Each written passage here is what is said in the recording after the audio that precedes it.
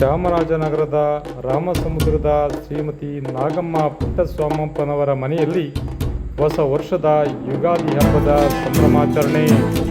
ಚಾಮರಾಜನಗರದ ರಾಮಸಮುದ್ರ ಬಡಾವಣೆಯಲ್ಲಿ ದಿವಂಗತ ಶ್ರೀಮತಿ ನಾಗಮ್ಮ ಪುಟ್ಟಸ್ವಾಮಪ್ಪನವರ ಮನೆಯಲ್ಲಿ ಹೊಸ ವರ್ಷದ ಯುಗಾದಿ ಸಂವತ್ಸರದ ಸಡಗರ ಸಂಭ್ರಮ ಮನೆ ಮಾಡಿತ್ತು.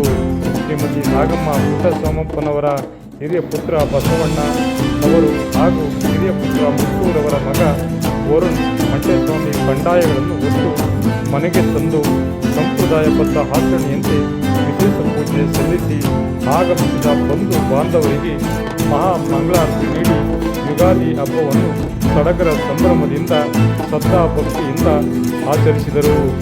ಈ ಸಂದರ್ಭದಲ್ಲಿ ಶ್ರೀಮತಿ ನಾಗಮ್ಮ ಪುಟ್ಟಸ್ವಾಮಪ್ಪನವರ ಮಕ್ಕಳು, ಅಡಿಯಂದಿರು, ಮೊಮ್ಮಕ್ಕಳು, ಮರಿಮಕ್ಕಳು ಎಲ್ಲರೂ ಉಪಸ್ಥಿತರಿದ್ದು ಯುಗಾದಿ ಹಬ್ಬವನ್ನು ಸಡಗರ ಸಂಭ್ರಮದಿಂದ ಆಚರಿಸಿದ್ದು ವಿಶೇಷವಾಗಿತ್ತು.